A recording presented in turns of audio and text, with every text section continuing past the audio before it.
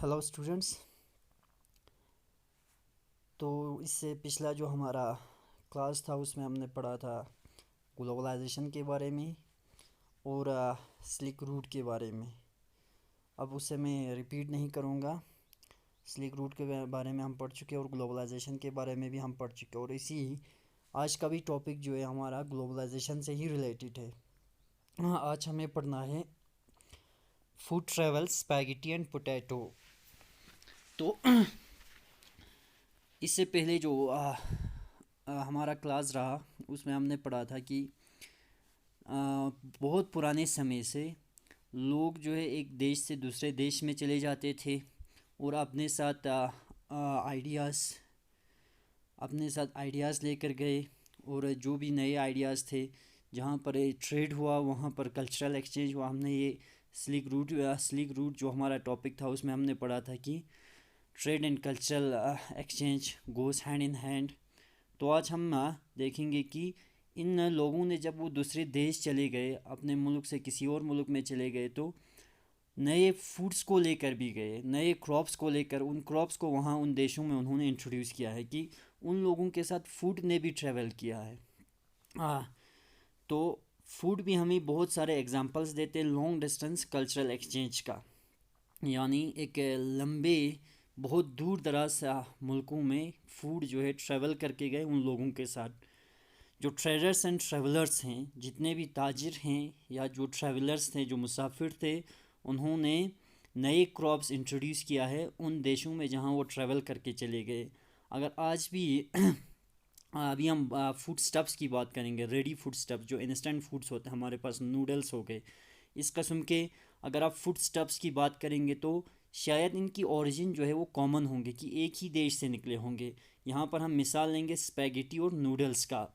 ये यकीन किया जाता है, ये माना जाता है कि नूडल्स जो है वो वेस्ट में ट्रैवल किया है चाइना से। सबसे पहले नूडल्स जो है इसकी ओरिजिन की अगर आप बात करेंगे तो वो कहाँ से निकला है, चाइना से निकला है। और चाइना से निकलने के बाद वेस्ट की तरफ चला गया और वेस्ट में पहुंचकर इन्हीं नूडल्स को क्या बना डाला है, वेस्ट वालों ने स्पैगेटी नाम दिया गया है।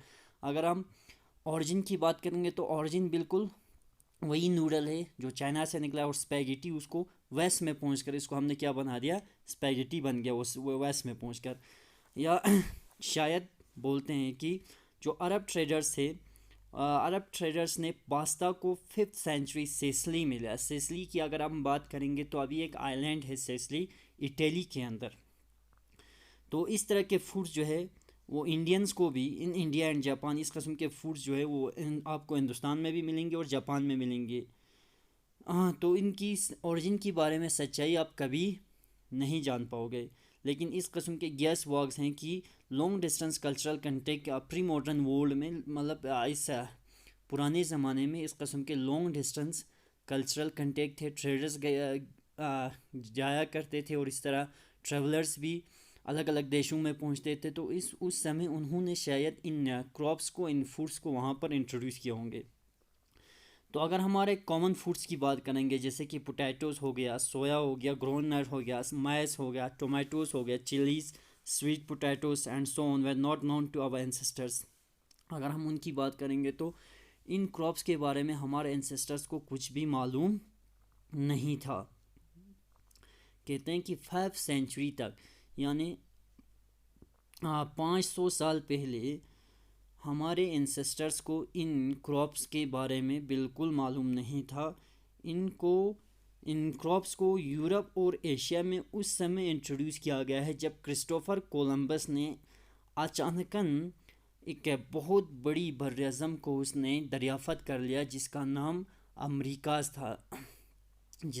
अमेरिका था। यानी ये सारे फूड्स की अगर हम बात करेंगे, पोटैटोज़ की, माइस की, चिली की, ग्राउंड नट्स की, ये सारे जो फूड्स है, ये सारे जो क्रॉप्स है वो अमेरिका में हुआ करता था। और अमेरिका का मालूम जो है ना, अमेरिका बिल्कुल कट ऑफ था रेस्ट ऑफ द वर्ल्ड से 1492 तक।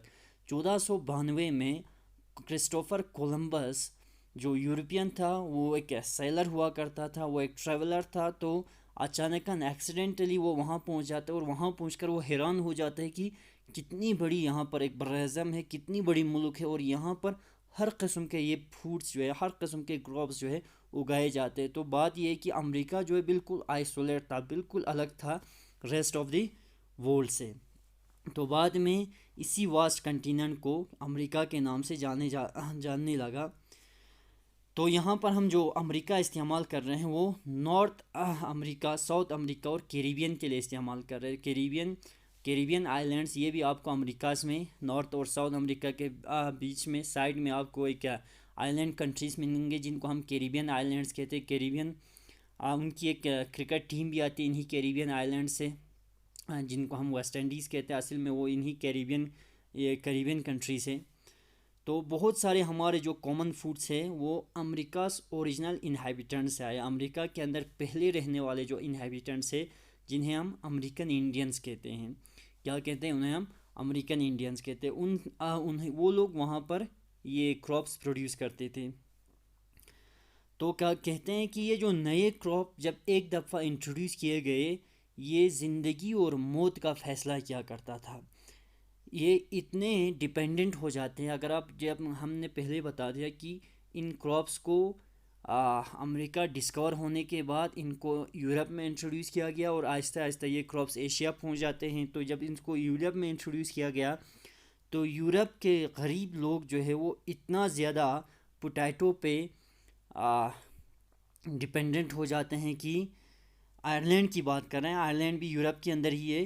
पुअरेस्ट पीजेंट्स इतने पोटैटोज़ पे डिपेंडेंट हो जाते हैं कि जब एक दफ़ा ये पोटैटो क्रॉप डिस्ट्रॉय हो जाते, तबाह हो जाते हैं डिज़ीज़ की वजह से, एक आलू इस क्रॉप की एक बीमारी की वजह से, जब ये फसल ख़राब हो जाते हैं तो सैकड़ों की तादाद में, हज़ारों की तादाद में लोग जो है भूख से मर जाते हैं। यानी एक दफ़ा इन क्रॉप्स को जब इंट्रोड्यूस किया गया, लोग बहुत ज़्यादा इन क्रॉप्स पे क्या हो जाते हैं?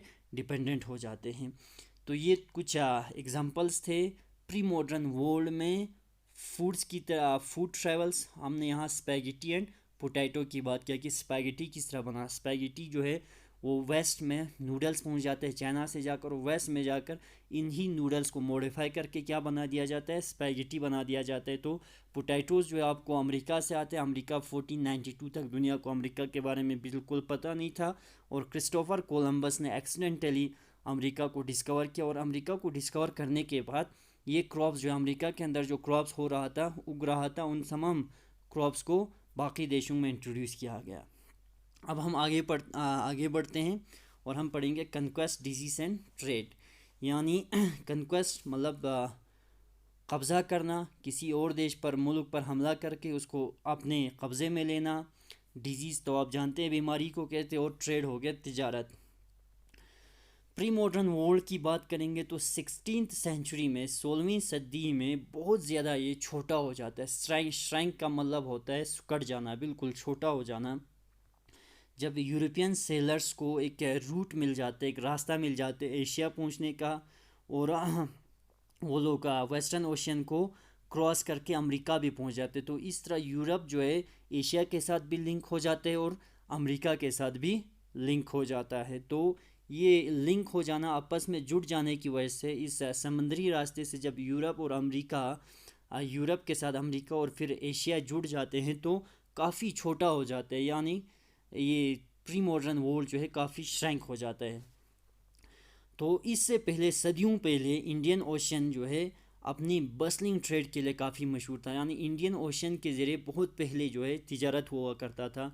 यहाँ से बहुत ज़्यादा सामान जाता था, लोग भी जाते थे इन्हीं समंदरी रास्तों से। नॉलेज या कस्टम एक्स्ट्रा ये अलग अलग पॉइंट्स पे क्रिस क्रॉस करके इंडियन ओशन से ही होकर गुजरता था। यानी इंडियन ओशन जो है काफ़ी मशहूर था ट्रेड के लिए, ट्रैवल करने के लिए। ठीक, इंडियन सब कंटिनेंट जो था वो इन तमाम फ्लोस के लिए, चाहे वो ट्रेड का फ़्लो हो, कैपिटल फ़्लो, जो भी, यानी पीपल का फ़्लो हो, इन्फ्लक्स ऑफ पीपल, यहाँ से लोगों का आना जाना, तिजारत करना, इंडियन सब कंटिनेंट जो है इन सब का सेंट्रल पॉइंट था।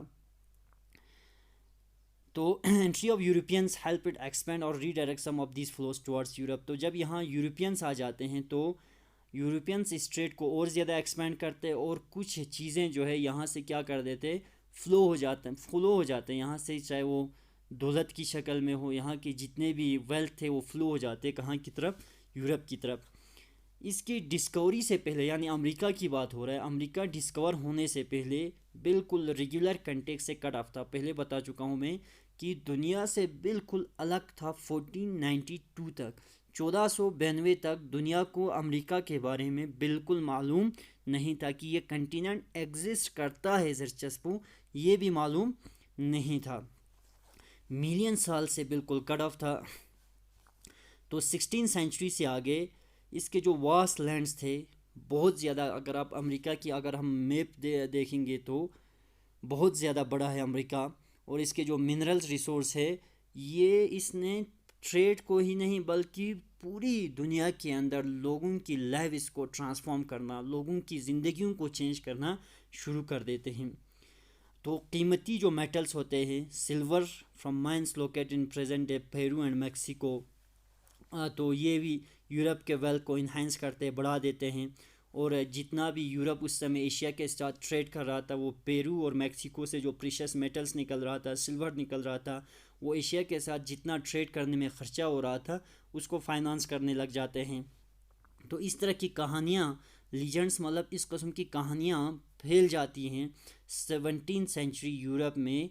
अमेरिका, साउथ अमेरिका के इस वेल्थ के बारे में, दौलत के बारे में बहुत सारे लोग जो है, बहुत सारे एक्सपीडिशंस यानी बहुत सारे लोगों का ग्रुप्स निकल जाते हैं एल डोरेडो के तलाश में। एल डोरेडो जो था सिटी ऑफ गोल्ड के नाम से एक लेजेंड फैलाया गया, एक कहानी बनाया गया कि इस किस्म की एक सिटी है, शहर है एल डोरेडो के नाम से, जो बिल्कुल सोने का है, जिसमें आपको सिर्फ सोना ही सोना मिलेंगे। तो लोग इस कहानी को मानकर, इस कहानी को सच मानकर लोग, बहुत सारे लोग जो है इस सिटी के तलाश में निकल पड़ते हैं।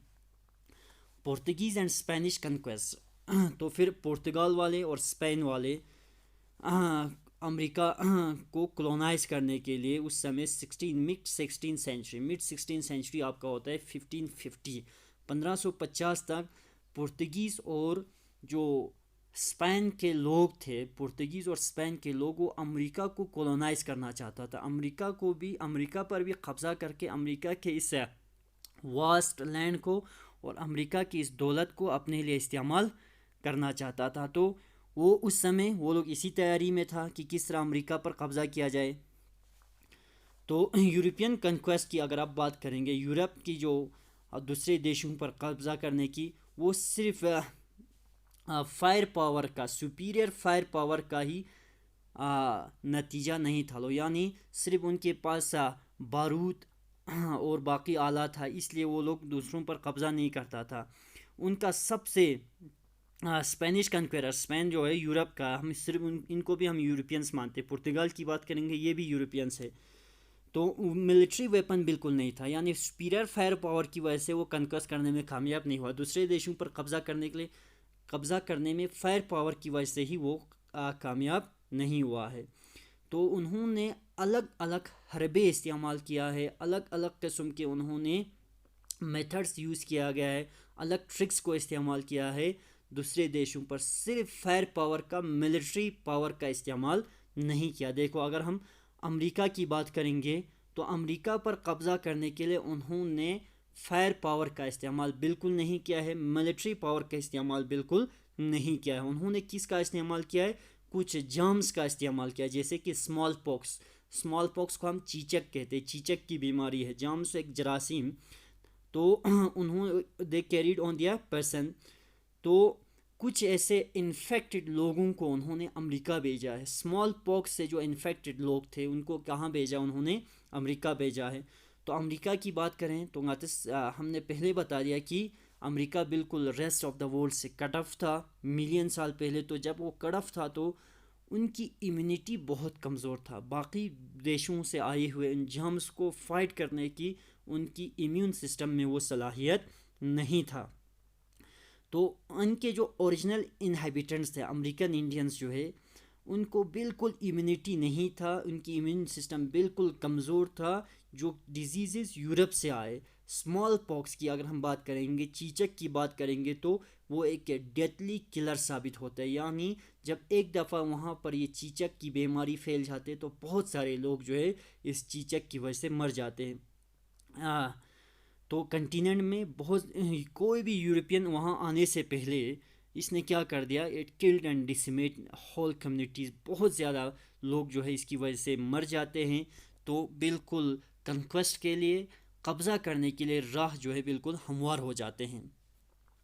तो बात करेंगे कि अगर हाँ मिलिट्री माइट का इस्तेमाल किया होता, अगर यूरोपियंस ने मिलिट्री ताकत का इस्तेमाल किया होता, फायर पावर का इस्तेमाल किया होता, तो उनका मुकाबला किया जा सकता था। लेकिन उन्होंने किसका क्या भेजा, उन्होंने जर्म्स भेजे, स्मॉल पॉक्स जैसे डिजीज़ को फैला। तो आप इसका मुकाबला कैसे करोगे, आपका तो इम्यून सिस्टम पहले से ही कमज़ोर है। तो guns could be bought, guns को तो हम ख़रीद सकता है या उनसे दुश्मन से उनसे छीन सकता है, और उनके ख़िलाफ़ ही, इन इन्वेडर्स के ख़िलाफ़ ही हम इन गन्स को छीन कर इस्तेमाल कर सकता है। लेकिन स्मॉल पॉक्स जैसे बीमारी का, जिस बीमारी को लड़ने के लिए, जिस बीमारी के साथ लड़ने के लिए आपके इम्यून सिस्टम बिल्कुल कमज़ोर है, वो आप किस तरह उसका मुकाबला करोगे। 19 सेंचुरी तक पुअर्टी एंड हंगर जो है यूरोप में बिल्कुल कॉमन था। 19 सेंचुरी यानी 19वीं सदी तक गुर्बत और भूख जो है बिल्कुल आम सी बात था। यानी यूरोप काफ़ी कमज़ोर था, काफ़ी गुर्बत फैला हुआ था। उनकी शहरों की बात करेंगे तो बहुत ज़्यादा लोग यहाँ पर रहते थे, और डेडली डिजीज़ जो है बिल्कुल फैला हुआ था। रिलीजियस कॉन्फ्लिक्ट्स की बात करेंगे तो आम सी था, बिल्कुल मज़हब को लेकर लड़ाइयाँ, एंड रिलीजियस डायसेंटर्स वर परसिक्यूटेड। और जितने भी डायसेंटर्स थे, डायसेंटर्स जो नाफरमानी करने वाले हैं, जो मज़हब को नहीं मानते हैं, उनको हम डायसेंटर्स कहते हैं। जो मजहबी उसूलों पर नहीं चलते उनको हम डायसेंटर्स कहते हैं। उनको परसिक्यूट किया जाता था, उन्हें सज़ा दिया जाता था। तो इस वजह से हज़ारों की तादाद में लोग जो है वो यूरोप को छोड़कर कहाँ चला गया, अमेरिका चला गया। क्योंकि यूरोप की नतीजे 19 सेंचुरी तक यूरोप में भूख बिल्कुल आम था, गुर्बत बिल्कुल आम था, और जब भी मज़हब को कोई जब नहीं मानते थे उनको सज़ा देना, उनको फांसी देना बिल्कुल आम सी बात था। तो इस कस्म की क्राइम से, इस कस्म की जुल्म से बचने के लिए वो लोग यूरोप को छोड़कर कहाँ चला जाता है, अमेरिका चला जाता है। तो वहाँ पहुँचकर 18 सेंचुरी तक प्लांटेशन वर्कर्स जो है वहाँ पहुँचकर वो लोग बागात में यानी प्लांटेशन ओनर्स बन जाते हैं। तो worked by slaves captured in Africa. तो वहाँ पर पहुँचकर वो उन अफ्रीका से जो ग़ुलाम जिनको उन्होंने पकड़ के लिया था, या बाद में स्लेव ट्रेड भी होते हैं, उस स्लेव ट्रेड के ज़रिए भी वहाँ ग़ुलाम पहुँच जाते हैं। तो वहाँ पहुँचकर इन यूरोपियंस ने कॉटन जैसे शुगर चौकसुने उन्होंने प्लांटेशंस करना शुरू कर देता है। तो इनटू द 18th सेंचुरी यानी 18वीं सदी तक चाइना एंड इंडिया जो है वो दुनिया के अंदर रिचेस्ट कंट्रीज़ माने जाते थे। यूरोप जो है उस समय बिल्कुल गरीब था। अभी तक हमने देखा कि यूरोप जो है काफ़ी गरीब मुल्क था। तो चाइना की बात करेंगे, हिंदुस्तान की बात करेंगे, तो सिल्क की वजह से, कॉटन की वजह से, स्पाइसेस की वजह से, इन ट्रेड की वजह से इंडिया काफ़ी रिच था, चाइना भी काफ़ी रिच था।